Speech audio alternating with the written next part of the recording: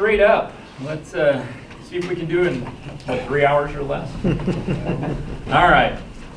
Welcome with the form of the board president. I call it to order. And remember, the mission of the Great Falls International Airport Authority is to optimize transportation services and development in the region. And our vision is to maximize the airport's benefit to the region. So welcome, y'all. So a few new faces out there. Remember, the board appreciates public participation. If you have any comments throughout the meeting or the work session, please stand, state your name, address, and your comments will be heard.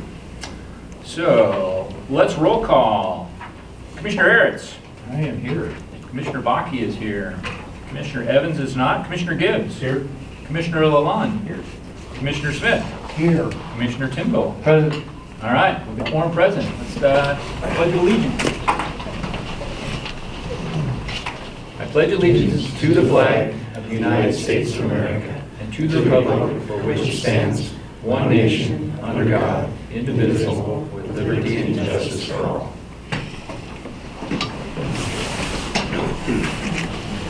Okay, we'll start off as always with consent agenda. Consent agenda is made up of routine day-to-day items that require board action but do not appear to have significant public impact. Items may be pulled from the consent agenda for separate discussions, vote by any board member. Item A, approval of board meeting minutes from August 2021. B, payroll checks totaling $91,228.39.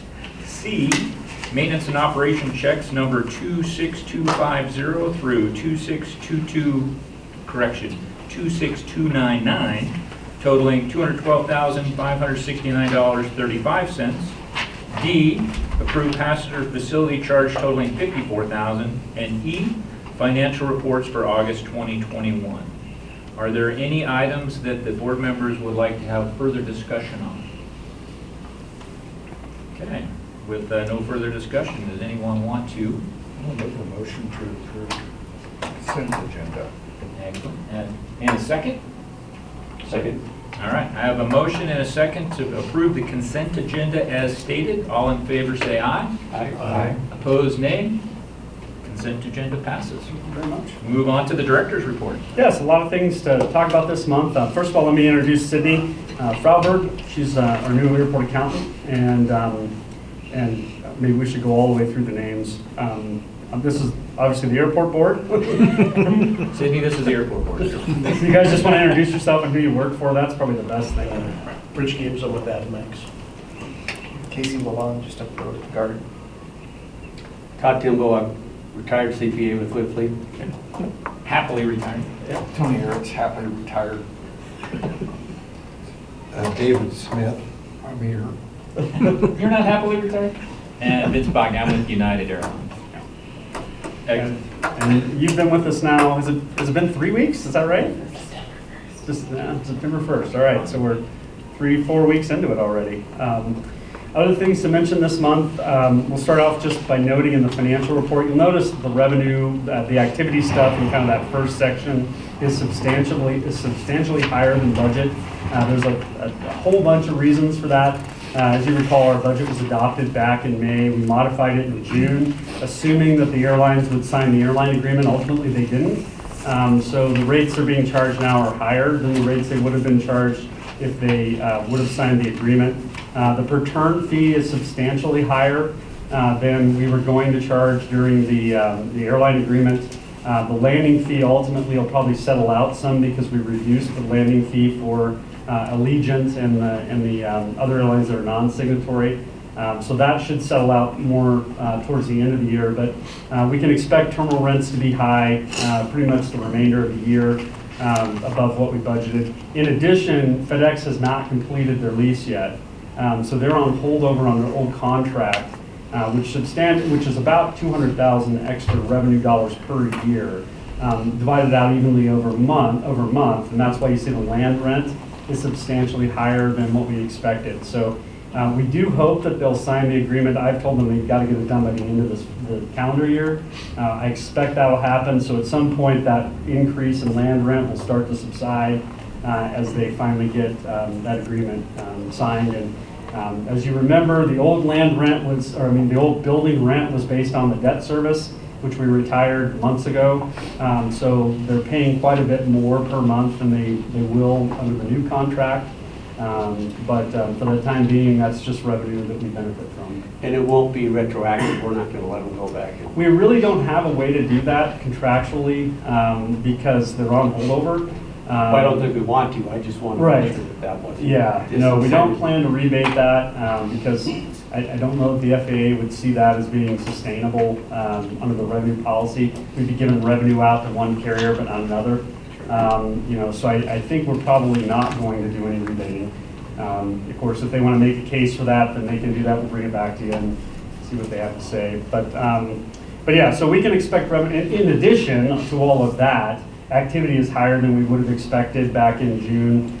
We ran about 16,000 boardings the last 2 months, which is higher than what we expected. So the rental car revenue, the food and beverage revenue is above plan. So that's all good. So I think we can expect revenue to outperform probably the rest of the fiscal year, just so you get an idea of what's going on there. You may recall over the last 2 weeks ago, we had the airline rendezvous here in town. Fantastic event. I think half the attendees had never been to Montana. No one had ever been to Great Falls. So it was really an opportunity for us to kind of educate these folks on what we have. We offered that they come early on Sunday and bring their family. We had a couple of them take us up on that. So Shane from the chamber took one family out to Glacier. We had one family here in town that hung out just for a day or two and kind of looked around. And then Monday and Tuesday we took them out and did some activities, and on Wednesday we had the conference meetings. I think from the activity side of things, people were absolutely amazed at the things they could do here. We really had a fantastic week. They saw practically every wildlife species you could imagine. Even on the river we ran into a mink, which was really kind of cool. Lots of eagles, that kind of thing. Shane got them into some grizzly bears up in Glacier, and just so the pictures from the rendezvous were pretty incredible. And everybody was just wowed by how much we were able to cram into a couple days in Great Falls. And I think that was a real testament to what our region could do from a tourism perspective. We certainly put our foot in the door for talking to like a Sun Country about a charter season in the future, and how they could use this as a jumping off point for a vacation in Montana. They kind of have a unique product where they schedule like a 6 or 8 week season of flights. They might run it twice a week into a community. They did Bozeman last year, for example, and that did very well. Everything comes out of Minneapolis for that product, and we had their folks here that scheduled that. And so they were pretty awestruck with what all you could do here. We've got 4 of the planners are planning a return trip, which I think is really awesome. I mean, down to where I was helping one pick out campgrounds. He lives over in Minneapolis, wants to bring his niece and nephew out here. So I mean, they're definitely, we're now in the mind as a destination, and so I think that was pretty successful in that regard. And in regard, and then the other feedback we got, which I think is really awesome feedback, because it's what we set out to do, is we used a lot of community volunteers in this conference. We had activity leaders from all over the community, the chamber, Rebecca from Visitor Bureau. We had Kelly Aline from Edward Jones, Shelley Freed from Easter Seals. The school district gave us volunteers. We actually used their bicycles, the school district's bicycles, for some of the bike trails every morning before everything got started. We had you could go out and take a bike ride down the trails with a community member to go out and see some of the community that way. And one thing we heard as we were departing with the airlines Wednesday at lunch was, wow, it was just fantastic how you got the community involved. We really loved being able to spend that time with community members. We invited all those community members to our evening events, and we had quite a few community members at the Bell Creek Ranch the one night, and even more the next night at CM Russell, including Mayor Kelly. And they were just really, they really enjoyed that time. We treated them like friends in the community, and that's really the way Great Falls is. I mean, I feel, and so. That we got great feedback about that. We could have went out and hired a bunch of guides to take these people on, and we didn't do it that way. We had them in our cars. We ran them to our places. We took them to places we knew. And I think that really worked out well. We had insurance coverage for everybody. We had an umbrella policy, so everyone was safe, and we had them sign waivers and all that stuff. But I think we did it right, and we got really good feedback about it. Moving to the meeting side of things, I think we got some very helpful feedback in there, and I've already started to kind of disperse that out in the community. It was interesting, as we sat down, our first meeting I think was with Alaska Airlines, and we were talking about growing our presence on the West Coast, more flights to the West Coast. And I think the gal hit it right on the head. She said, you're really an unknown quantity on the West Coast. No one knows where Great Falls is or who you are. And I think that is absolutely a great paraphrase of our challenge. Montana's well known. It's a name brand. It's a dinner table brand now. But we're not the part of Montana anyone knows about.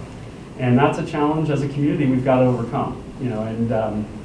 And then Delta said the same thing, and pretty much uncoached, as we got around the tables, and Delta was near the end, and they were talking about how they're trying to build East Coast destinations out of Salt Lake City.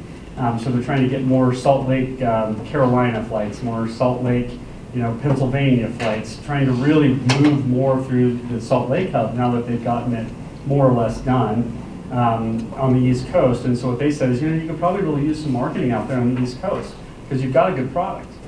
And so I think that is the feedback that the community really needs to hear. For us to really attain some of the success that the other communities have had, it's going to require that we reach out to some of these communities and let ourselves be known.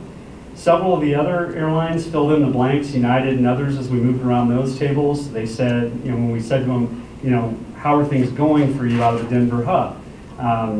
Really all the carriers had the same comment. Anything national parks related is working. That's where everybody wants to go. We're seeing, all of the search results, when they go out and buy Google results for what people are searching for in terms of travel, so they know how to put their marketing in place, everything's national parks. And so last week, as I attended the Visitors Bureau and talking somewhat about their marketing plan, that's what I said is, we're missing the boat. We're missing the boat. The boat is the national parks, and we've got to find a way to associate ourselves. If you're following the national park at all, this summer that they really jacked up the west side. It's now reservation only, and that's done by lottery, only a couple days in advance. So if you plan a trip to Columbia Falls and rent yourself a nice cabin, you may not even get in the park. They'll send you up to Pole Bridge if you can't get into there, but Pole Bridge routinely would close by noon because there isn't any parking or any place to put people up in that area. So really the east side of the park is where it's at. There's 2 entrances that were not restricted this year, 2 Medicines and Mini Glacier. Neither one had capacity restrictions. And that's on our side of the park. We're equidistant from any airport on the west side from those entrances. If you've driven that, you know that. Highway 2 in the summertime, once you get into Hungry Horse, Columbia Falls, it's a real nightmare. And so, we have a real opportunity there that I hope we can find a way as a community to seize on. Some of the feedback I heard from the Visitors Bureau the other day is they asked, well, who in the community routinely, markets in these flight towns? And my feedback is usually it's the CVB. If you ask Brian what his marketing budget is in Bozeman, it's 0. He doesn't spend any money on marketing in communities. That's not his role. And that's Colorado Springs never spends a dime either. It's generally going to be the CVB and the Visitors Bureau, along with local businesses that are trying to tap into those markets and get people here. And so, I think that's a real challenge for us going forward, finding a way to pool those monies together. And one of the takeaways I took from that meeting last week with the Visitors Bureau is there is interest from them. They're interested in knowing who all spends money in the community on marketing campaigns. I frankly think that list comes down to us and them. This year the chamber did do a tiny bit, we were talking $25,000 they put into LA and Portland with more of a move here type message. And their feedback has been really good. That campaign, I guess, has gone well for them. But that they normally don't even have a marketing budget. There really aren't a lot of sources of dollars in the community for this type of marketing, but I think going forward it's a real challenge. And I shared with him last week what I've been sharing with you for a month or so now. MSP is going to discontinue here in the middle of October. We have no resumption date. They don't have enough pilots, and they're not sure when they'll have enough pilots. Kirk did tell everyone, including the chamber and everybody, when he was out and about, that is a top priority for him to find a way to get that route back in the air. But as of yet, there's just not a resumption date. They don't know when they'll have pilots. So I think going forward, Vince, you know this as well as anybody, and Rich too, no one's bought a 50-seat plane in 30 years. There aren't new ones coming off the line. 70s and 90s, there were less of those ever sold than there were 50s. And some of the pilot contracts don't even allow those to be flown by regional airlines. So, looking ahead, there's not one of the regional carriers that's on firm financial footing right now. We've heard of some big shakeups coming at some of the better ones even. And so it's a dangerous game to be playing if you're in the regional airplane-dependent markets. We've got to find a way to grow or die going forward in the next 10 years with those regional planes. And so getting over to mainline service is really important. I think particularly in a region like us, you look at what happened with the death of the 30-seat plane. Butte lost scheduled service. They got squeezed between growing markets in Bozeman and Missoula, and they lost everything. And so now they have federally subsidized jet service on a 50-seat plane, but that's not a sustainable market either. That program's on the cutting block every time it comes up for renewal. And so, looking at our market with all the regional airports in the area and Helena being right down the street, I think the next 10 years is going to be really telling in terms of where those airline investments are made and whether or not we can hold the markets we have now. So it's I think a critical time, with our population growth that we haven't had in the last 30 years. I think the next 10 years will be really important for growth in our tourism market and growth in our population to retain the service we've historically had. And so a big challenge there, but I think there's definitely light at the end of the tunnel, and every airline that was up here the other day, sees a reason why they would want to be in this market. Even Southwest, I think, as they get more airplanes in the future and they're willing to do more and more small markets, which they took a huge step this year, going into Crested Butte and Hayden and Bozeman with less than daily service.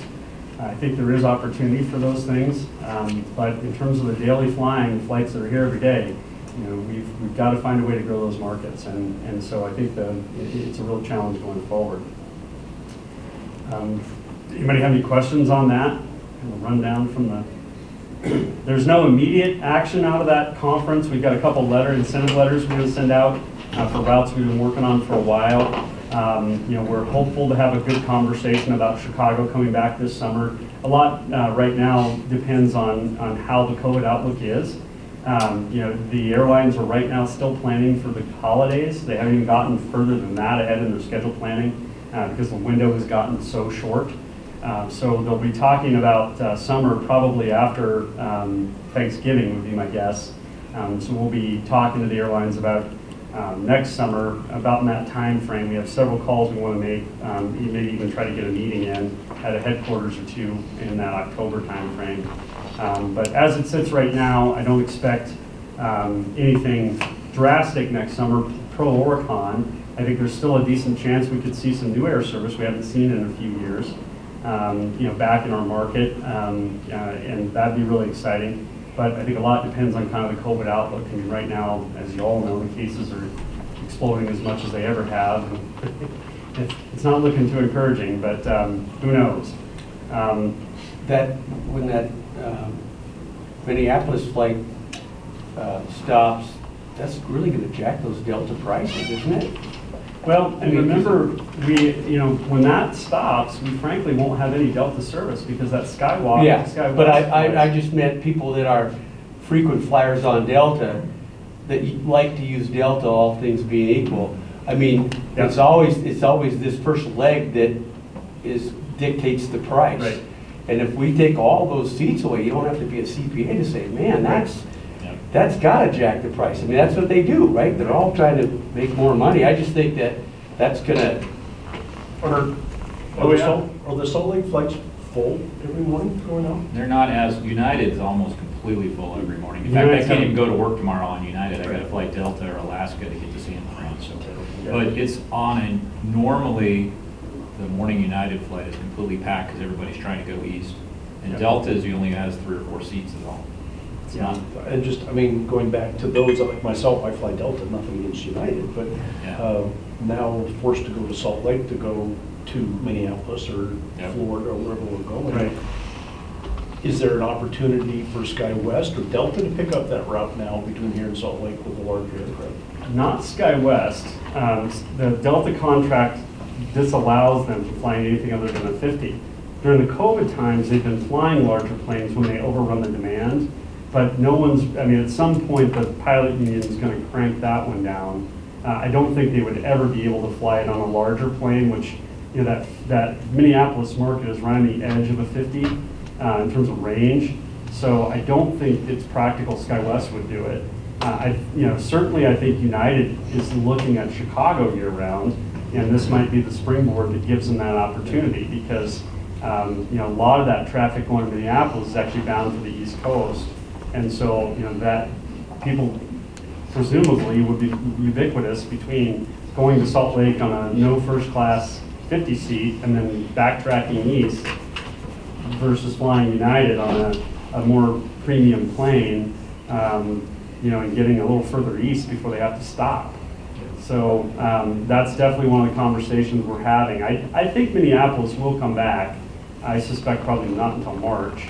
But it definitely, this is something I've been talking about for 10 years, here is, the combination of no planes and, the pilot shortage is going to bite these small regional markets. Not that the market's bad, there just isn't a way to serve it. And with all the COVID retirements, here we are. And that's a big problem with SkyWest and those guys is they don't have enough pilots to fly the contract flights they have with United. SkyWest is both United and Delta. And they don't have enough pilots to fly the contractual stuff to let alone do anything extra on their own flight. They got to build a contract. Go ahead. The other comment I would throw, and I just recently went to Virginia through Salt Lake. That was the most miserable time going through Salt Lake with the construction. And I would pay extra to avoid that. That was to get on two buses, Change concourse and get to the other concourse, go down on the ground, come off the other side. It was miserable. And then they had our connection in 30 minutes. And it just couldn't be done. So, again, losing this Minneapolis thing is really going to be hurtful for us. Yep. Is the other cities in Montana? Billings had a pretty big shakeup. They lost in Minneapolis, they lost Portland, they lost Frontier stopping service, I think, and another announcement. I haven't followed the other announcements recently, just on the other towns. I saw that one right as we were having these meetings. But a lot of Minneapolis capacity has been pulled down from regional markets. I don't know who all, but that is, my consultant was aware of that happening a lot of places. So yeah, they just don't have the regional capacity to do it right now. And who knows? A lot of people say this pilot shortage is at least 5 years from getting any kind of resolution. Well, and at United right now, the prediction is we're going to lose 50% of our pilots in the next 5 years to retirements. That's So the problem. they're hiring as fast as they can, but we're still losing 40 a month to retirement. So Right. the shortage is so bad that United and Delta went into their hiring pool and just mass hired 500 pilots. And then they're going to put them into the pipeline to get ahead of all the other airlines that are hiring month by month. We just did a mass hire to make sure we got them before somebody else did. Yeah, it's a long-term mess, and certainly part of the answer to that is getting the less frequent, bigger aircraft type service, which Delta has told us that's what they eventually want to do with Minneapolis, is have a mainline plane, and then we would have enough capacity. We wouldn't have to go to 2 flights in the summertime. That's certainly part of the answer, but how we get to that is part of the problem. And the lumpiness of the recovery is not helping anything either. Again, back to tourism, if we can get ourselves associated with the part of the state that is attracting so many people, that's part of the answer also. As we saw last week, when you bring a bunch of people that have never been to Great Falls, they love it, and they want to come back. So it's not a product You didn't problem. bring them in January. I love the winter here. Is there a disagreement, and I'm just going back on an article in the paper the other day, and maybe I'm mistaken, but a disagreement in marketing of Great Falls, marketing local attractions versus the national parks? I think that's definitely there. I mean, I think the strategy locally has always been, I think it grows out of the fact that Great Falls was always a regional drive market. Back when we had a lot more retail, when the Canadian dollar was at par, and all of those things, the community was really successful in attracting sports and attracting Canadians to shop and attracting, people from the smaller towns, Havre, Lewistown, to come here for the weekend to have big city living.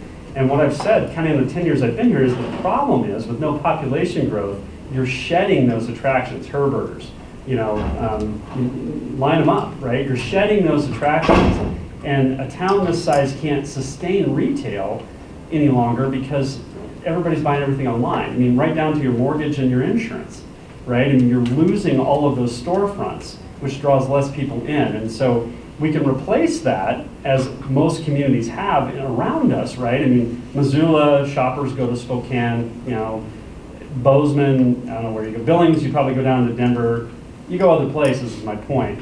They have more than we have, right? And so more people are gonna leave here to go shop there. But on top of that, we're not drawing them in here for the same reasons we used to. And so, we've got to look beyond those borders and beyond the drive market, right? Where historically we've been doing radio ads in Cheyenne, Wyoming. That's not gonna work any longer because it's harder and harder to draw them up here for shopping or whatever it is you used to try to get them here for. We're gonna have to reach beyond that and do what's working in the entire state, in Bozeman, Missoula, Kalispell, where they're pushing out imagery of the mountains, they're pushing out the national park, they're pushing out, Bell Creek Ranch understands it. We met with them, they called us and wanted to have the airlines come up there. And I said, so who's your clientele? And he said, a lot of it is people going to both parks. And this is where they stop, so they can do both. That is our clientele. I mean, we can reach out and get those people. It's less congested. You can get a rental car for $85 a day instead of $500 in Bozeman. We have a real opportunity if we seize on it. And I think, yes, I think there's been a lot of difficulty in finding our voice in this newer, environment. In addition, historically what's worked for Great Falls is museums, the art auction. That's an older audience. And in the COVID times, they're less prone to travel. And that audience is aging, right? I mean, that group is getting older and older to the point where they're not traveling as much. And so, we've got to look at what really is working well, which is national parks. And the airlines all said it as we went around the tables is, national parks is what everybody wants. And, the articles I've been reading, you've probably all been reading the same. As a vacation market, Asia is probably another 5 to 8 years away again. Because people, the stigma with, being in ultra crowded environment, being in, closer to, the initial impact zone of the virus, all those things, uncertainty, political uncertainties in those regions, all those things, is delaying that recovery. Even Europe is probably another 3 years out for the majority of the tourists. Because again, what if I get sick? I don't understand the medical system. Will my insurance work? How do I get vaccinated? Where do I get the FCR test? All those questions. So the flow of people in the U.S. is going to stay in the U.S. And again, in the COVID times, having your kids touch 1 million surfaces that another 100,000 people just touched at Disneyland, not as appealing as it was a few years ago. Whereas there's the national parks are seen as a safer, family vacation destination. So we probably can enjoy another 3 or 5 years of really elevated usage in those parks if we take advantage of it. And even beyond that, beyond the parks, you've got all this great outdoor space that we can promote. I think the largest thing we had people sign up for when they were here was kayaking from Craig up to Mountain Palace. That was the most people we had sign up for anything. That's something every family can do. It's not difficult. We have the infrastructure around the community to do it. It's very inexpensive. It's a great family activity. So if you attract these people up for Glacier, you can get them back in the community for kayaking in the Missouri, or going to a rodeo. Those local things. And so I think in my mind, it's a transition from a localized marketing campaign that might reach into the Dakotas and maybe Wyoming to a national marketing campaign that, that a Bend, Oregon, or a, Moab, or another town, those towns are smaller than we are, has, that brings people from all over into that community. And so I, and I don't, it may be something we're not interested in doing as a community, right? I mean, it's not hard to fill a hotel in Great Falls in the summertime. Where they struggle is in the spring, fall, and winter. So I think there's, that group which, controls the majority of the marketing dollars. I mean, it's in their self-interest to market in these drive communities where you might be able to get people to come in January. We don't have anybody in the hotel. So I mean, I think there's that push and pull and difference in thought process, historic thought process, and a lot of those things that, make it hard to change. I mean, we all know Freeze-Out Lake is a great destination, but if you live in Chicago, the mechanics of how to do Freeze-Out Lake are hard, right? I mean, where would I stay? How do I get there? What clothes would I wear? I mean, all those things are hard to figure out. Now, if you're from Montana, you have all those clothes, right? And you have your binoculars, and you have everything it takes to do Freeze-Out Lake. So when you're talking to a local audience, it's easy to promote that. When you're talking to a national audience, and that's a mainstay for us, right? I mean, we all know Freeze-Out Lake, and we also all know the Russell, but it's harder to pitch that to a national audience. We've got to lead with a glacier, wildlife viewing, which is the most popular thing when surveyed in the state. Almost everybody, that's the top activity is wildlife viewing. So you got to pitch it as wildlife viewing. Well, how do I do it? Okay, I stay in Great Falls. Here are the resources I need. I can go to Glacier, I can go to Freeze-Out Lake, combine things that way. So yeah, I think it's a change. A few years ago, we had a marketing campaign like Base Camp to Adventure. That sort of sold that message, didn't it? And then it like went away, or? Base Camp to Art and Adventure, yeah. And that one's still kind of out there. I mean, you still hear echoes of that in some of their ads. But it was, when you opened that, it was still local. Oh, still local. It was still sluice boxes, right? They have the national parks in it, or? No. The only national park ads you really see coming out of Great Falls are our ads. Genuine Montana throws Waterton Lakes, Glacier, Yellowstone all in there, and it tells you how to do it out of here. And so I think that's the mindset Easy to change. modify that theme, I would think. But I think that's been a mentality in Great Falls. I've lived here 52 years of my 62 years of life. Great Falls has always been very closed-minded. It's always been very afraid of the unknown coming in from the outside. We're really comfortable in our own little world, but they don't realize that world gets smaller year after year after year. We're shedding, yeah, for sure. And it's getting dangerous, right? And so, I mean, yes, that's exactly right. And if you have a conversation about this subject matter nowadays, unilaterally across the organization or across the city, you're going to hear, well, we're not Bozeman or Kalispell. Why aren't you? I mean, that's my question back is, why aren't you? You know how far the park is from Bozeman, especially in summer traffic? In summer traffic, it's 4 hours. People wait 2 hours to get in the park, and it's still 2 hours to get to the park. That's 4 hours. No matter how you add it up.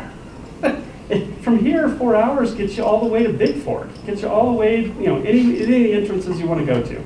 The closest entrance, I get there in under 2.5 hours towing a trailer.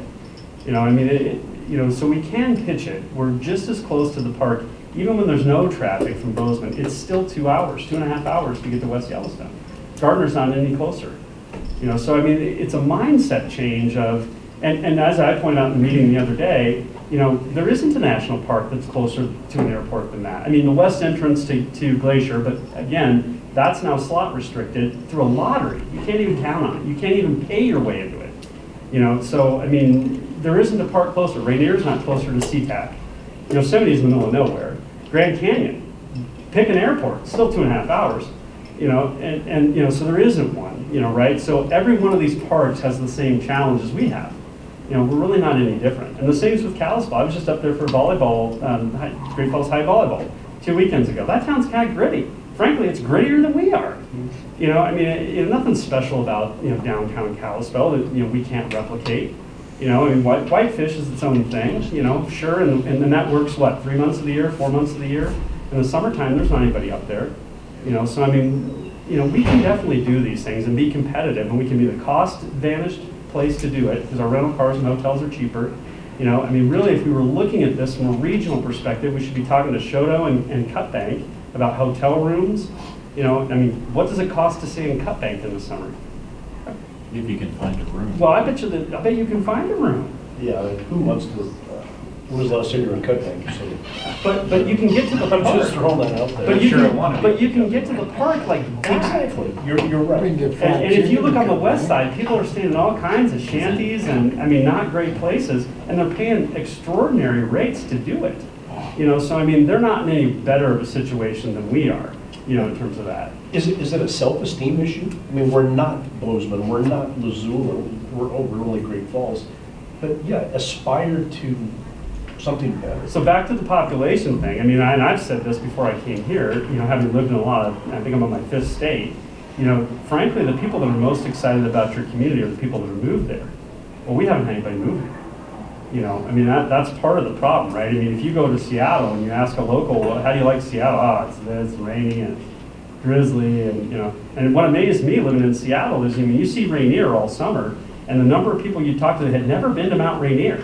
You know, I mean, you know, the locals don't take advantage of the things that are in their region, right? They've got family obligations, they've got, you know, weddings and friends and things they got to do.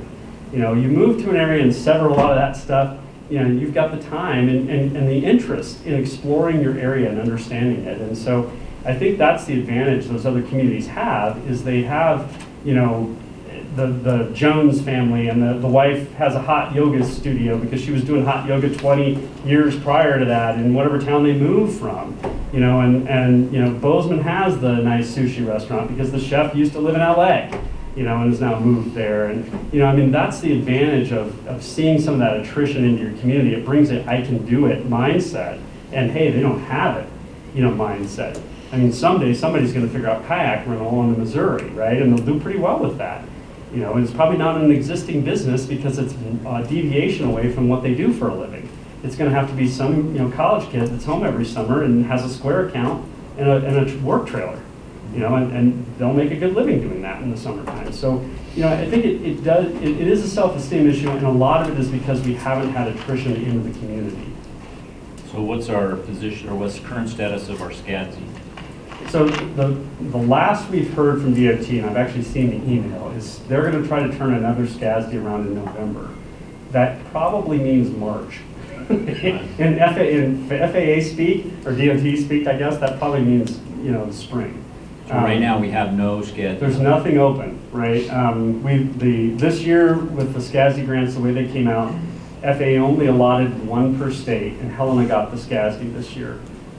So this was their first market expansion SCASD. I think they had a marketing grant before, but this is the first time they're going after new service. So I think that gave them a little bit of a leg up, because it looks like most of the applicants that won are the smaller airport in their state. So a lot of them are smaller markets. And so we think there'll be a window again in November. We have most of the money we need to get it. I'd still like to see us raise another 80 or 100,000, but I don't know how practical that is.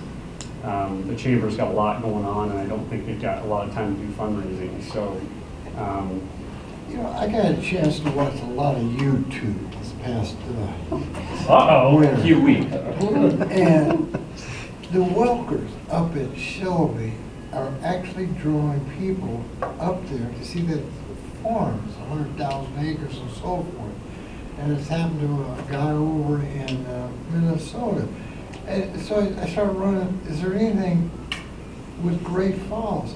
Not a damn thing. And you know, you'd think you'd have some enterprising person which, you know, start some activity in, you know, the downslope, but it would have to grow eventually to a point like what these guys are doing. These guys have a multi-million-dollar operation, and just 3 of them with Bigfoot tractors. Yeah. Well, they're still farming. They're just showing everybody what they're doing. The farm is a hobby. The plus the fact is you got all these like Alice Chalmers, you got all these stuff putting in brand new equipment. This guy in Minnesota is all brand new John Deere stuff, And I go over to John Deere, because I happen to have a John Deere tractor, and they downplay these people. It's incredible. Why? Yeah, interestingly, I mean, that was one of the things that United really said is you guys, you should have a big Instagram footprint, because there's a lot of things you can do here, and that's a good way to reach that generation that now sees travel, it's kind of their oyster, right? I mean, all of us, people that are worried about getting sick or Go. All right, shall we move to the next item? Yeah, sure. Please. Let's see, the other thing I was going to mention on the director's report, as we speak, the construction guys are out there trying to get the parking machines installed. They did show up on? They did. Good. Yeah, we were skeptical, but they did. So they're out there trying to get our 2 new machines in, and then they'll re-decal the existing 2 machines. I should have brought one of those boards in here. We had a custom decal made with kind of 1, 2, 3 on it. That kind of shows people exactly what they have to do to get that machine to work. We're going to be plugging the cash hole on the one big combination machine. We won't be doing cash once we transition into Airport Run. And so at some point this week, we're going to close the manned booth because we need to modify that booth to accept the new parking machine. Probably today or tomorrow we'll be doing that. And so then we'll be 100% automated from that point on. We take over the operation on October 1st, which I think is Thursday or Friday. Yeah, Friday. And we've got, once we get that done, we'll be hitting the intercom button to come to our staff for help. So that'll be a new challenge for us as we start taking those calls from folks. Hopefully it won't be too hard for them to understand. Who will be what's taking going on. those calls? You're going to put Kent in charge of that? It's going to be the front desk when we have that open, and then if we don't have that open, it'll ring to the duty cell phone.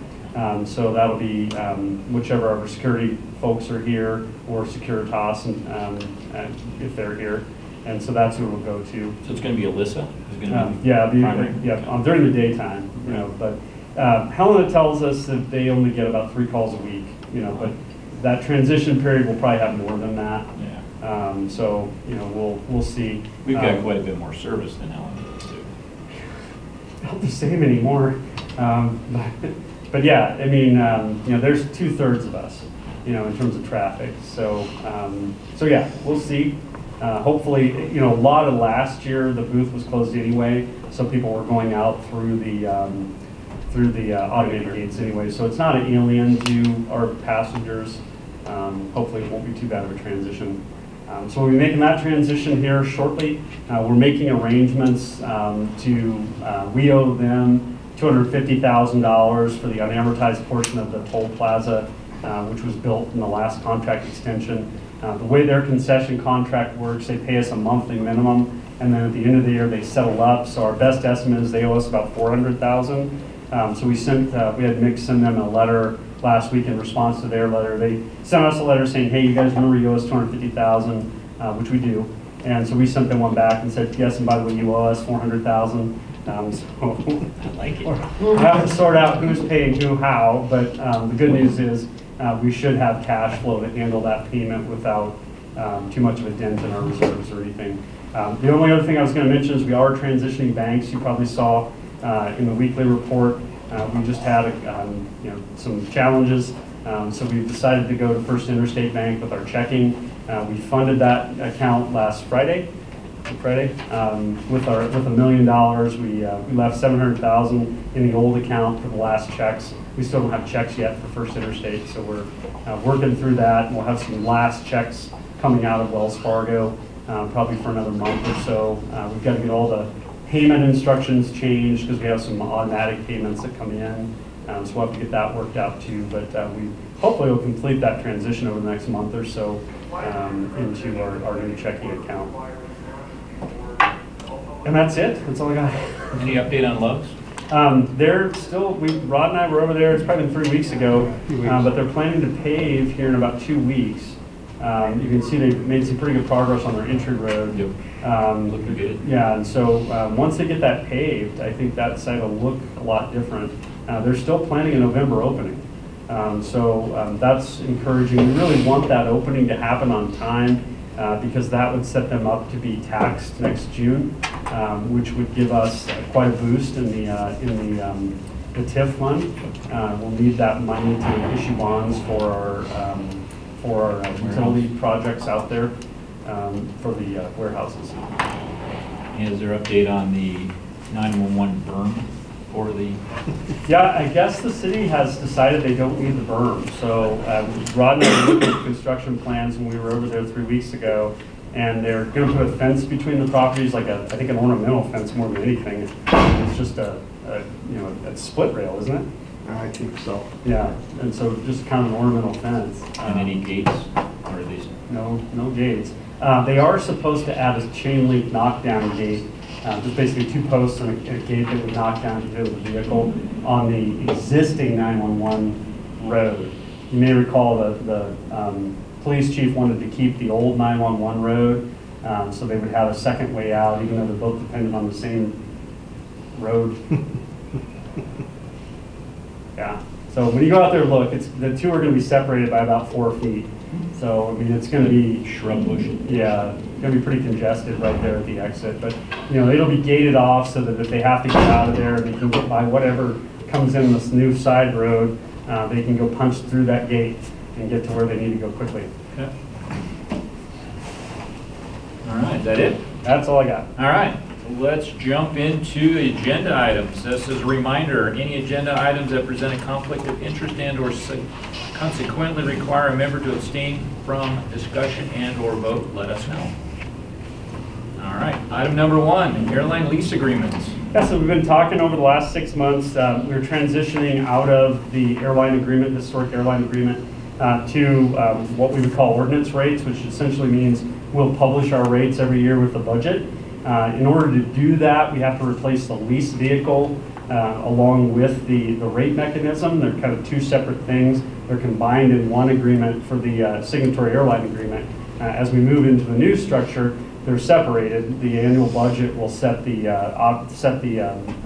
user rates, and then we need a lease document that more or less just says how we'll live together, who's going to do maintenance on what space are you agreeing you are leasing, and what are the rules for operating in that space. And so that's more or less what this document does.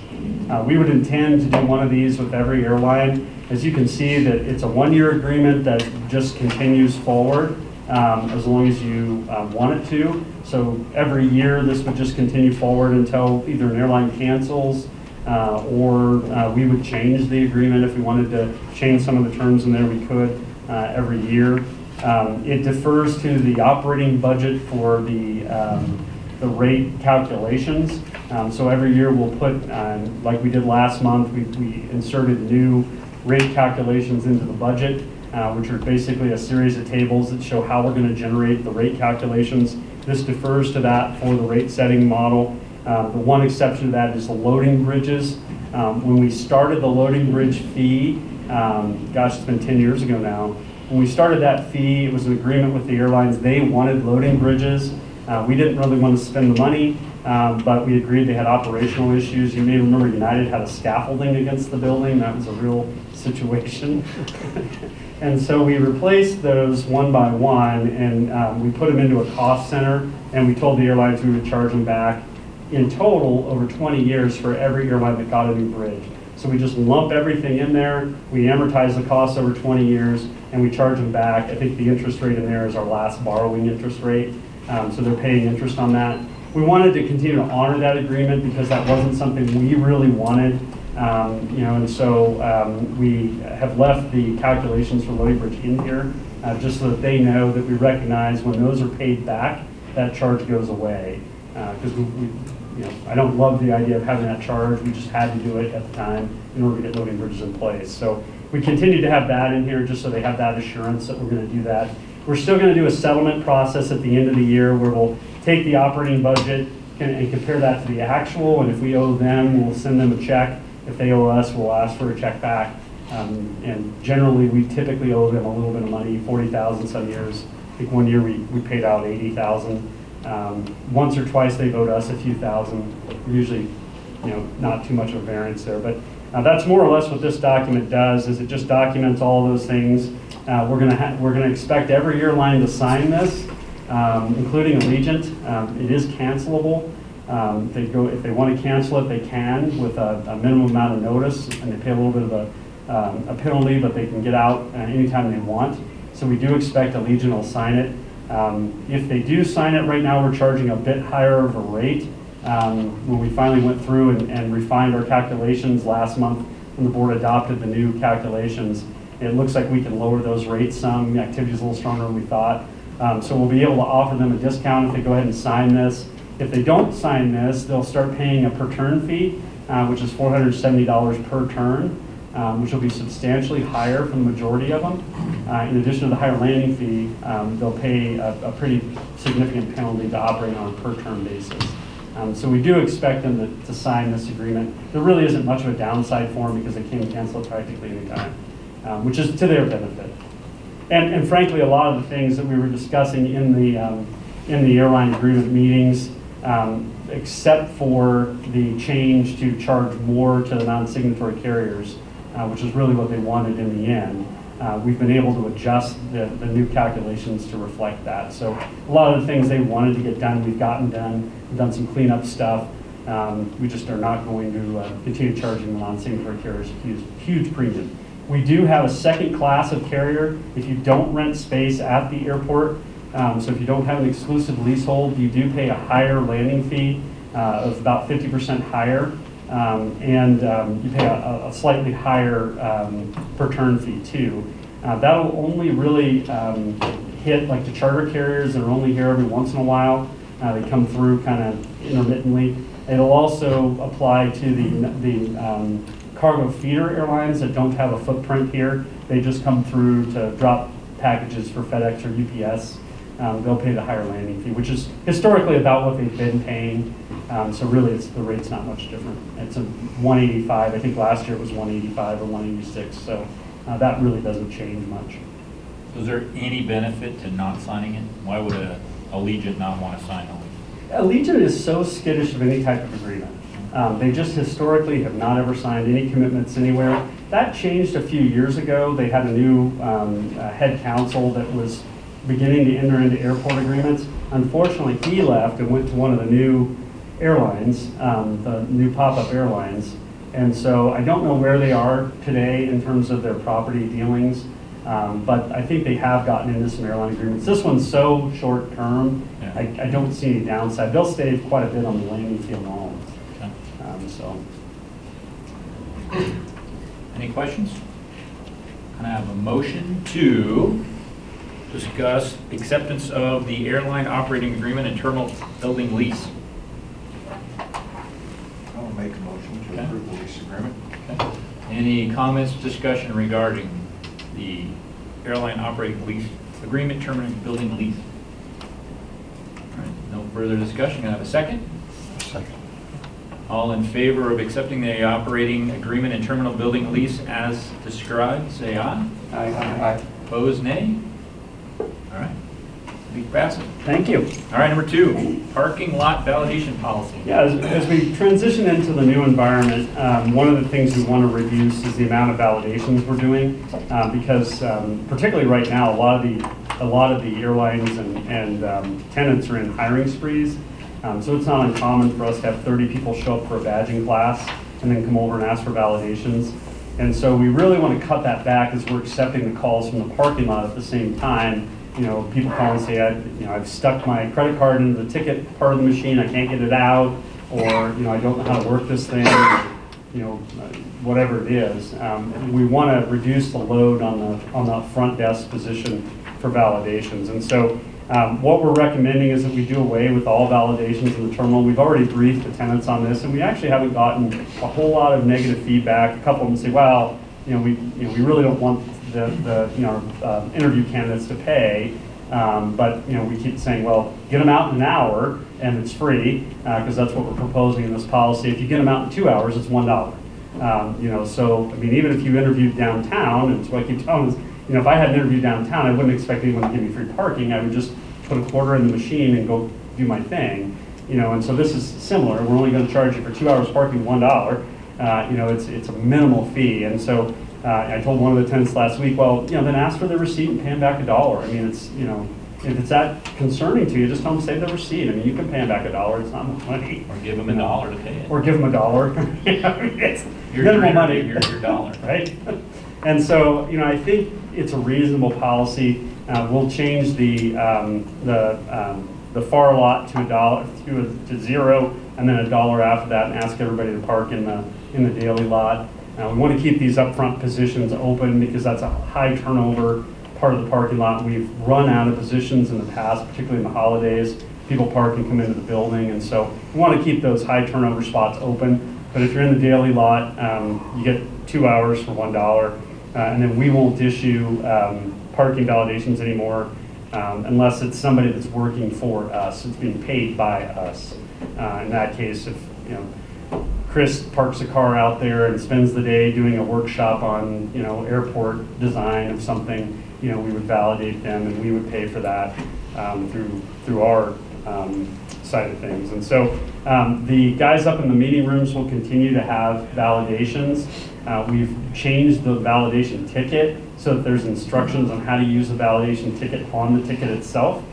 So we've asked them to emphasize number one, make sure they park in the daily lot, which will be a challenge, but they should be parking in the daily lot, right? Because we need to keep those higher turnover positions open. And then number two, make sure they're looking at the instructions on the machine on how to get out. And so they're going to, for a while, send somebody out there to kind of make sure people are getting out of the lot okay and see what additional things we need to consider. But we're hopeful that that transition for them will work out okay. And they'll continue to pay us for the validation tickets. It's going to cost us about $0.25 a ticket to get validations, and then they'll pay us back for that, and they'll charge their events for that, for the validations. And that is one of the challenges we have with operating that venue, is just if you think about a 300-person event, it might bring 200 cars. There'll be a time in the future where we may not be able to accommodate that because the parking lots are too full.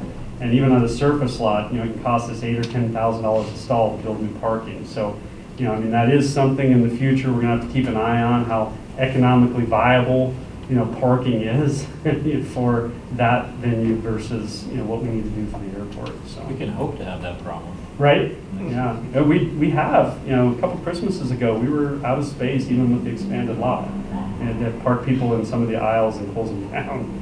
But it seems like a long time ago now. And of course, obviously, the most important question for the board is how do we get out of the parking lot now? 1 hour. Give them $1. Do we have to pay $1? You guys haven't thought of that?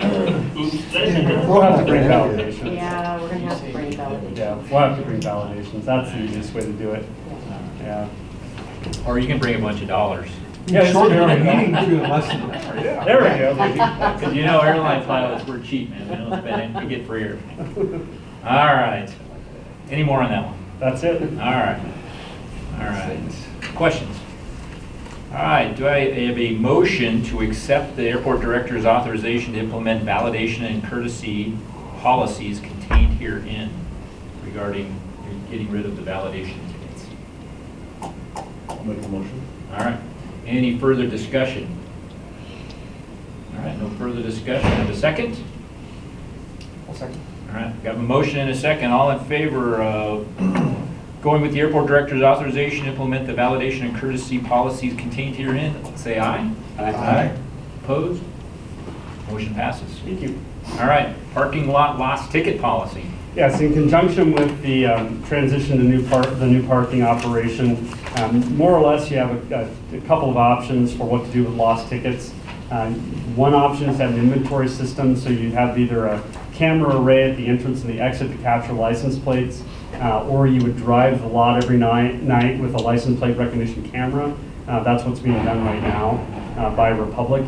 Because we're going to no attendant overnight, we'd like to do away with the need to do that. I mean, I think, as we all have seen, and even in the community in the last year, finding personnel is getting very difficult, and half the restaurants in town now are closed at 7, because no one wants to work that overnight shift. And so I think getting ourselves to an automated system is the right move, and giving up nightly inventory, in my opinion, is a small price to pay. And so rather than trying to inventory every ticket and then telling the person, oh, we see you came in last Tuesday, here's your charge, which is a manual process that takes quite a bit of time. What we would propose doing is just adopting a lost ticket fee. And so, if you lose your ticket and you can't produce it at the machine, there'll be a button option on there that says lost ticket charge, and that charge will be, as we said here, equal to 2 weeks of parking, which is $70. So you'll pay $70 to get out. Then if you want to contact us and and give us your ticket information, email it to us or whatever, we can refund back to what you should have paid. That's fine also. But Helen has been doing this for quite a while this way. It really, the camera equipment that it takes to run that dual operation is very finicky if you try to mount it. The ones that capture the license plate don't get a lot of the license plates, and driving it every night is better, but you also have to get out and brush snow off and stuff in order to get that to work. So it is a very manual intensive thing. We think this is a better solution overall to deal with it. We will have those people that are here for 2 months and figure out, oh, if I just burn this ticket, I get out for $70. We'll get some of that, but I think at this point that's the better solution. One day as the lots are full and we really want to eke out every dime, we can, hopefully the camera stuff will have improved by then to the point where maybe we make a run at it then. But that camera system, even the cheaper drive around cameras are about $75,000 for that inventory system and the software to track those license plates. The pole-mounted ones are much more expensive than that. So we don't think the operation really merits that right now. We'd rather go with a lost ticket policy, and so we'd ask the board's permission to go ahead and do that. All right, have a motion to approve implementing the lost parking ticket policy. Must be your turn, Dave.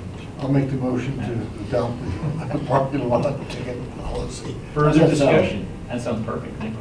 Any other discussion? Have a second? I'll second. All right, I have a motion and a second. All in favor of approving the board or the recommendation for implementing the lost parking ticket policy, say aye. Aye. Aye. Opposed, nay? The ayes have it. Thank you. Okay, on to terminal art decoration. Maybe you guys kicked the can on this one last month. I'll just move it for a vote. Okay. Yeah, just move it for a vote. So we have the opportunity to get a locally sculpted grizzly bear it's a bronze, painted bronze. There's some pictures of it. The black and whites don't do a very good job, but if you've got your electronic device, you can see the colored pictures there. Basically, a bear sitting on his haunches has been offered as a donation to the airport. It's fairly heavy, but probably something we could accommodate in the building. It potentially could tip, so if we did take the donation, depending on where we would put it, we need to do something permanent for a base for it and fix it so that there isn't an opportunity for it to tip. We went around the terminal building and took some photos of some areas we think it could fit in. Kind of the first down there is in a little gap in the bag claim area. There's a spot on the other side of the belt that would make a pretty good home for that. At that location, it's not really touchable, so we could probably do without a significant base investment, although we might want to raise it up some to make it a little more visible. We also talked about potentially when we remodel the second floor, say 2 years or so, that would be a good location for it in there. We could incorporate it into the design of that area if we decided to do that. We also have the atrium, kind of the sunny atrium out in front of United. That would be a good place potentially there in the middle where we could move that chair set a little bit forward or backward and have it in that area where it'd be visible. The other spot is in the sunny area on the inside of security. We've got the kind of casual seating area there. Really nice spot to sit. I mean, it's one of the places I think people sit the most in the terminal area, and I think it looked good in the corner there, kind of looking out at everybody. So we have some potential spots for it. A couple of years ago, we did adopt a policy of no more donations, because it is the donations we have is the care and feeding of those, and we have had some difficulty in the past with some of the stuff that's been donated and how we can display it and when it gets moved and how it gets moved and those types of things. In addition, we don't have a lot of dead space in the building. Most of our space is movement space. And you can imagine this thing sitting out in the middle of the concourse or along the wall in the concourse. The big guy in front of you moves out of the way and all of a sudden you're tripping over it. So we have to be careful what we put in those areas. We are running out of room in a lot of those areas. And so I think as we go forward, the idea of picking winners and losers is becoming increasingly difficult, even since in the last 2 weeks we've had another offer of donations of more taxidermy, which we probably get 1 or 2 of those a year. And so, it's that process of vetting them, deciding if we want to do them, caretaking for the materials that are donated, and then in the future, what does the terminal look like? Where can we put it? When we renovate, how does it get moved? Those types of things. Example I think I have in here is SeaTac moved a sculpture at an incredible price, way more than the sculpture was worth, during their last remodel of the central terminal, because it was in the contract that they would keep it on display in the public area. And so you end up with things like that you didn't intend to do, that eventually you end up doing. So my recommendation is, there's a reason we said no more donations. I think we should stick to that. But I do think this is the type of thing that would fit well in our decor and in our environment. And so there is, if we're going to take donations, I think this is probably a pretty good case for this one to be put somewhere. So in the end, I'll leave it to the board. All right, do I have a motion to discuss a recommendation to sustain the existing policy for no new donations? I will make a motion to All right. sustain the current policy. All right, we have a motion to sustain the current policy, so discussion. I'm assuming that this bear is not something that they kids can't climb on. We couldn't put it in the Lewis and Clark room. We did, the Lewis and Clark room, that area was set aside for Lewis and Clark. So we'd have to go through them to see if they would want it there. They spent quite a bit of money to put that in. So my guess is probably they don't want it in there. Probably didn't have a beer like that either, so. Well, That's one of those unique items that you're like, wow, that's what they actually saw on the river. yeah. We could certainly ask. The fellow that got that whole area put together just retired. Jay Russell was the kind of spearheaded that, but we could try to figure out who's next in line. We didn't include that in here, but and I don't know if the artist wants it there either, because again, I think his point is to try and kind of generate some interest. And that was my other question is, do we want to allow budding or artists in the Great Falls area to put their exhibits out there for free advertising? I don't have a problem with that. I'm just bringing it up to the board to think about. Galleries. Are there any strings attached to this fair? It's just a donation? As far as we know, it's a straight up donation. I'm sure he's going to want to know where it's going and how it's displayed, and but in my discussions with him, it's just been want to leave something for the community. An art program is something different. Missoula has one. It's run by their Oakwells counterpart, and that's how they do that. Frankly, I don't know that we have the staffing capacity to run an art program. Oh, really? So Missoula's Oakwells runs the art displays throughout the airport? Yeah, I think that's the way they do it. So they get a commission if something sells out of the airport. Yeah, I would be much more inclined for something like that. Speaking with my girlfriend at the museum, I can see a partnership or something like that working facilitated. I think that would be a better route to go as far as just donations. Yeah, and us being responsible for it. Exactly. Any other thoughts? Anybody really wanted another grizzly bear on the floor?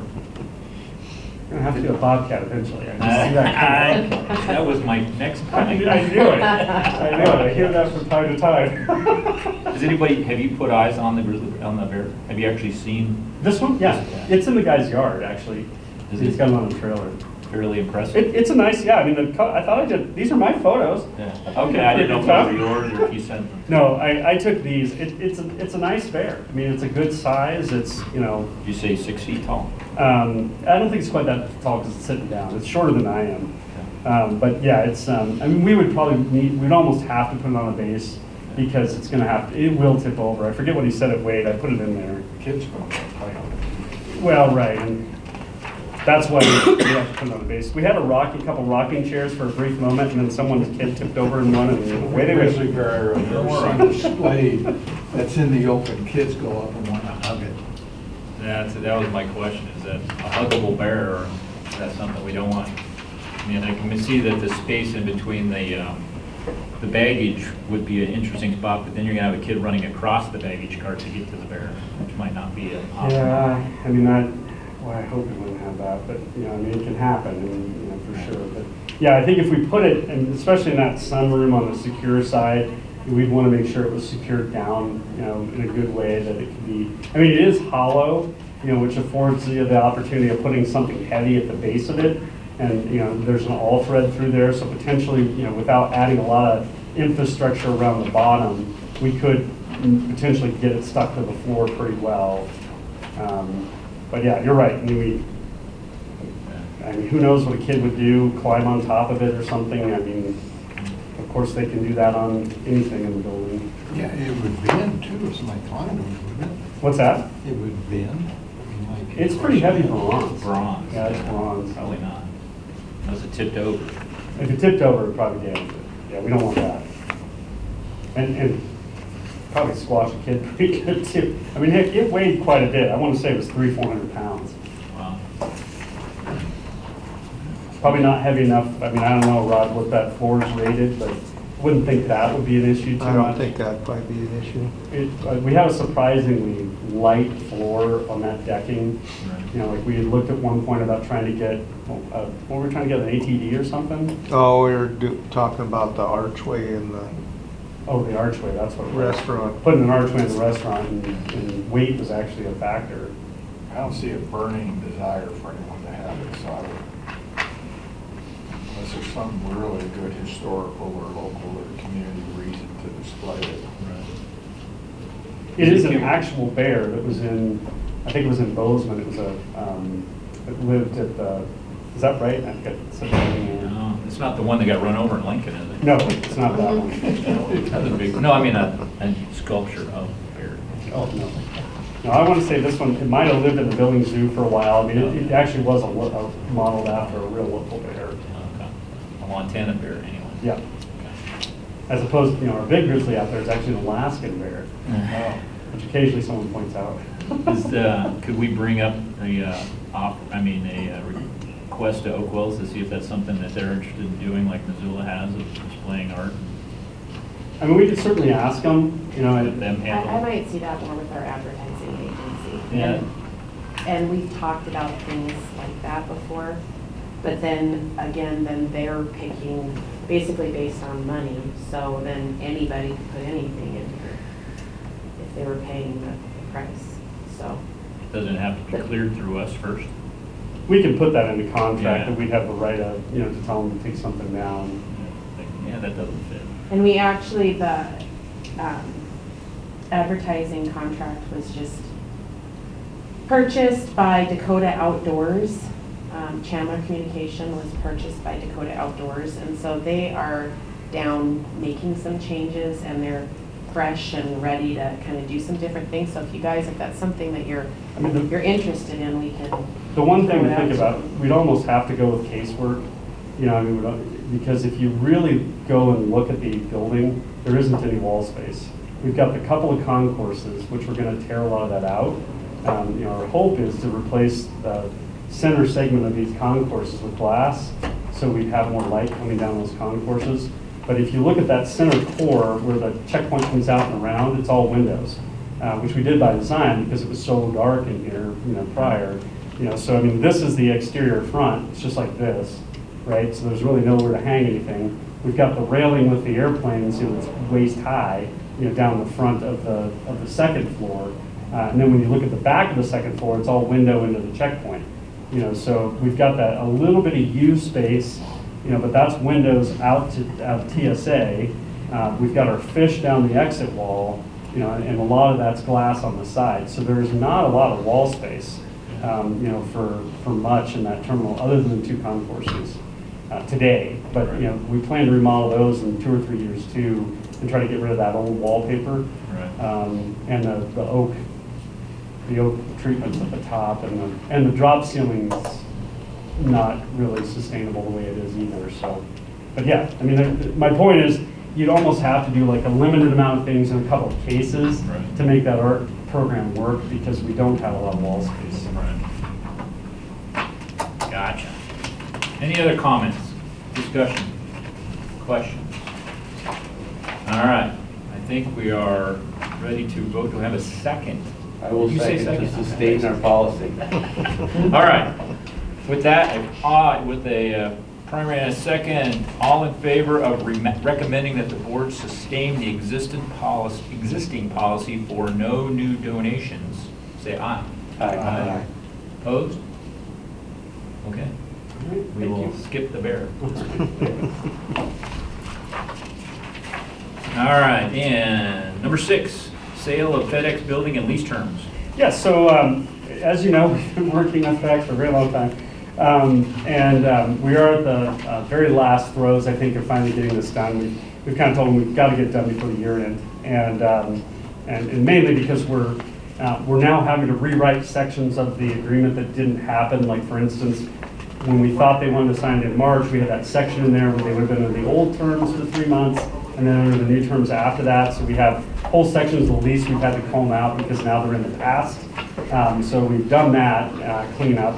But now they ask for basically an opt-out at the year 5 and 10 of the contract, and that's essentially because the mail contract will be up here in a couple of years. And so they, right now they have the federal mail contract to carry mail, and they carry quite a bit into Montana. And so they wanted the ability, they lost that federal contract to opt out of the agreement in year 5 and 10. Those have typically been 5-year contracts. I think they've won 2 or 3 in a row. So, you know, they're worried that maybe they wouldn't get the next one. I don't know who would compete with them for that, maybe UPS, potentially even Amazon with their new hardware line. A couple years ago, you may have heard in the news, DHL tried to go after it, and there was a big political kerfuffle over that because they're owned by the German post office. And them carrying U.S. mail, you know, brings up whatever questions that brings up. In any event, they feel that they really need these couple of opt-outs. I don't see any harm in it. They recognize they would forfeit any equity they build up in the facility. The way the purchase is proceeding at this point is that we'll finance it for them at 6.5% interest. And they'll basically be buying the building every year. At some point, they may decide to take it out. They thought a few months ago they would take it out immediately, but then they decided now maybe we won't do that. So it wouldn't surprise me if we get a year down the road and then they decide they're going to take out the balance. But in any event, they wanted to have this option in there. I guess from the highest levels of their executive team, the finance person said, well, you know, what if this happened and that happened? We ought to have a ability to get out. I frankly, I mean, the other option, the way this would likely go, and as it was in Colorado Springs and other airports I'm aware of, the building has now been paid off. The primary mortgage on it is done. So we could charge them a commercial rent for the building. In that case, we'd have a 5-year, maybe 5 plus 5-year lease anyway, which would give them the option to get out anyhow. So it's really not much different than what you would traditionally do. We offered them the opportunity to own the building as a way to minimize their costs going forward, because they do make up half our landing fees. And so we want to sustain them in the market, want to have a long-term agreement with them. That's why we did it this way, was it gave them the absolute lowest cost of ownership. It gives them the opportunity to make investments in the building that they feel are important, rather than if they were a lessee and they just, you know, they wanted us to fix a leaky window. Maybe if they're the building owner, they would wait a few years to do that and make a more economic decision. We just think overall that makes more sense. Essentially, we have drafted a new copy of the lease that just adds in that opportunity for them to drop out at 5 and 10 years. They would forfeit equity. They would also have a penalty of 6 months of continued rent if they do that. So they would be giving up a substantial amount of money if they did that. If they did do that, that would give us some time to try and find a new tenant. And also, you know, we would own the building outright because they are going to forfeit equity. So it gives us time and the ability to go out and try to release that building. I think overall this is a good proposal for everybody, because again, you know, we want to cement them in the market long term. We want to give them good economic value. We need to find a way to make that improvement to the glycol pond The new lease has that in there. They'll be contributing to a maintenance reserve, which we will then use to make those repairs. We've got, I think that's in our capital plan, about 4 or 5 years from now, we'll go out and try to get an AIP grant and then use this money to match that so we can put in that de-icing pond structure. So I think it really scratches everyone's itch, enough that everybody gets what they need out of the transaction. And I'd recommend we go ahead and make that change. So at the current rate, when would the building be purchased? They would pay it off in 20 years. So we're offering 20-year financing is basically what they're getting. And at the end of 20 years, they own it outright, at 6.5%. Now, they could pay it out sooner because that rate isn't compelling, as you guys know. Right. FedEx can borrow much cheaper than that. So, and we want that, right? We don't want to hold that note. Right. Ideally, they would come back in a year or two and say, well, we're just going to give you, the balance, and we'll own it outright. And from what this says, we've already got the lease in front of us in March, but they didn't sign it, they've been sitting on it, so we've been going under the previous lease.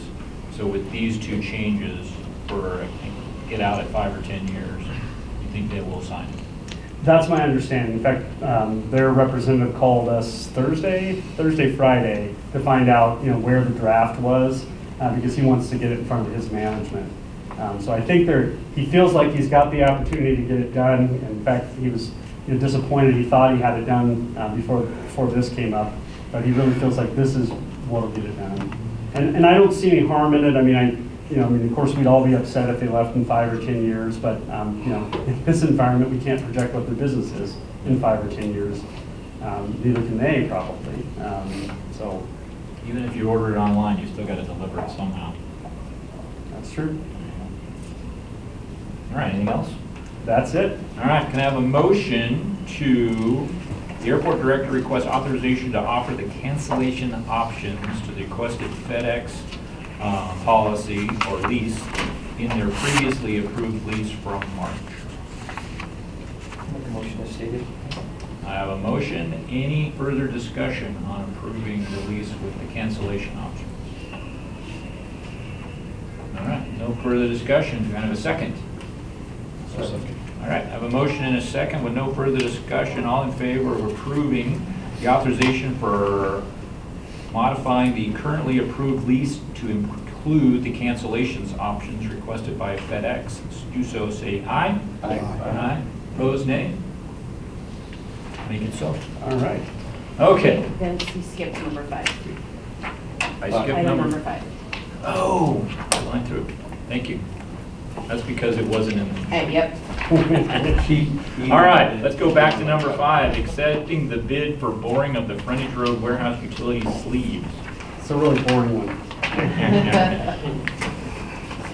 So just yesterday, we opened bids on the boring sleeve for the utilities that go to the warehouse. The board has previously approved the budget for this project, but we wanted to go ahead and accept the bid. As you can see on the sheet, we passed around the one bid from Ed Boland. Construction is for $98,793. That's about 15, almost 16% above our engineer's estimate. As you're probably all aware, the bidding environment is not great. Earlier this spring, there was a lot of difficulty in finding the sleeve material to do these borings. Right now, they can acquire those materials, and so we do think it's advantageous to go ahead and get the boring in. What this really sets us up to do is come spring, when we bid the utility work, they won't have any impediment. We'll already have the borings in place, the sleeves will be there, they can slide the pipe through the sleeve. We've vetted it with the city and with the NDT, so the utility workers won't have to deal with any potential changes that might come out of that nexus of comment, I guess I'll say, that they might decide, well, we don't want you to bore here, we want you to bore there, or anything like that. We'll have that piece already done. And so it really keeps the utility contractor from being dependent on the boring contractor, because they're not going to be the same company. Most of those utility guys don't do borings. They would go out and sub this. So we think, even though it's a little higher than what we'd like to pay, it's advantageous to get that piece out of the way. As you may recall, we've got to get buildings in place and get the financing done for those warehouses, the TIF financing, by fall of 2023. So 2 years from now, we need to be in place with buildings, 2 or 3 buildings in place, utilities done, and then we have to go out and bond the TIF proceeds to pay ourselves back for those utility investments that are being given to the city. So this is part of that process. Because we only received 1 bid, we are allowed to negotiate this. So Chris has contacted the contractor even this morning and said, we'd like to discuss your bid to see if there's any risk that we can remove, or maybe there's an item in there that you don't like doing that we could self-perform, or find someone else that would do it for you. Like, for instance, silt fencing. Some of these guys don't really love that, and so maybe we could hire someone else locally to do that to bring the cost down some. So we're in the process of just beginning those discussions. So we think it can be less than 98.7, but we would like the board to accept the bid of 98.7 based on what we got yesterday. And our previous bid was, or our previous approval was for up to 85, or? No, the previous approval, it's lumped into the utility. Right. So the entire project is kind of called out utility. So it's in the utility item. So we've got, I think, a total of 800,000 for the utilities and roads. Was our original estimate. We think it might be higher than that based on recent pricing. But then once we get to bids next summer, we should have a better idea what the TIF is generating once we get to Love's being in the tax base, because that's probably a $12 million improvement out there, maybe more. And so once that goes through its first assessment and we see what's in the TIF based on that, then we'll have a better idea of how much money we can bond. And then we would go back to the city and say, well, we said it was 800,000, now it's 1.2 because of pricing. Everyone's got the same problem. The city is certainly aware of it. I know their water line wasn't inexpensive that they just broke ground for the swim tanks over there. That's kind of the path we're on, is we're going to get X amount of free infrastructure to put this project in place. We don't know what X is yet because we don't know what the taxable value of the TIF will be by the time we bond it. A couple of things that are going into there. The Eagle Jet just got in there towards the tail end of our discussions with the city on the TIF. So they haven't really fully included that in there when we were talking to them last spring. On top of that, Love's will be in there, and then to the extent that we get the FedEx building sold, that will become taxable under the city's property tax. So there should be 2 or 3, and we might even have a couple of private hangars done by the time we go to bond this, say 18 months from now. We might even have a couple of private hangars done, which, you can barely do those for under $1 million a piece now, too. So. I'm not talking, hopefully you're not talking the 60 by 60s. Good Lord. Sheet metal's gotten expensive. But in any event, the TIF is building. It means it has more bonding capacity. Ideally, we'll have enough bonding capacity to cover all of the infrastructure costs, and the city will be amenable to discussing an increase. But that's all starting now with the first item that we need to get in place so we can build those utilities in the spring. So the traffic control line item is what's over triple. Is that maybe they didn't understand, or we didn't understand what was all involved? It just seems like of all the things in there, traffic control would be something you could estimate closer to what it is. When they gave me a high level, they indicated that working with MDT and the permit that they have to fill out, and they have to go multiple iterations back and forth with them, would take time on their end. And they're also concerned with the length. We're trying to make it as narrow a bore as possible, that they are going to be closer on the road and have to partner with MDT to shut down the lane and have that one-way traffic and marshal it safely in that regard. So they indicated that was representative in their quote. And when we were doing our estimate, we didn't really maybe understand all that, or? Well, I wouldn't have expected them to have flaggers when they're boring under the road, but in their discussions with MDT, they're thinking they're going to need flaggers because they're close enough to the sides. So I mean, it's part of all that discussion with MDT on, well, this is what you're actually going to do, so we want you to do X, Y, and Z. Probably they've also got some contingency in there to the extent MDT says, well, you have to close the lanes, so you're going to have traffic control on either end, even though there's very little traffic on that road. I think that's certainly part of it. I mean, would it be advantageous to extend that bore and maybe get a better price on the boring? I think that's part of what we could ask. That is an option. The farther out we go, we More have pacing. the proximity to existing city water and sewer. So for those that are familiar with what they have to do, they have to dig these giant pits in order to set the machine down and then push horizontally in. So the farther out we make our bore, the closer that we are next to existing utilities, like the high-pressure water line that's on the north side of the road, or existing high-pressure gas line. So it's not out of the question, but when we open up that pit, we just have that proximity of working around live utilities. So, Don't break the high-pressure water line. or gas line. That would be bad. Anything else? That's it. All right. Can I have a motion to accept the bid for boring of the frontage road warehouse utility sleeve? Make a motion. Okay. Any further discussion? All right. I have a motion, no further discussion, a second. Can I have a second? I have a motion and a second. All in favor of accepting the Boland Construction bid for boring of the frontage road warehouse utility sleeves, do so saying aye. Aye. Opposed? All right. See if you can go for less, but that's good. For sure. All right. Did I miss any more? No, you're good. Thank you. All right. With that, let's go into Airport Authority Board comments. Commissioner Gibbs. Commissioner Lalonde. Just great job on the run. Had a lot of good discussions those 2 nights that I was there, and everybody seemed to be impressed, so good job. Awesome. Yeah, that was very good. Commissioner Timbo. None. Commissioner Aaron's. Have none. Commissioner Smith. And I have no further comments. Do we have any public comments? All right. With no additional public and or comments, anything from the staff? All right.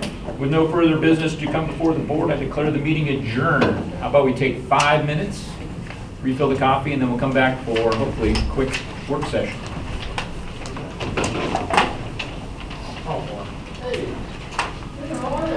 I should have looked at it. It's really about a discussion there, we can just finish. You never know. Yeah, that's Well- true. We asked John for a quick update, and that was 35 minutes. That's okay. Steve, Move. did you see it? Yes, I did. Okay. Oh, Do we put it on? like that. Sure. Yeah.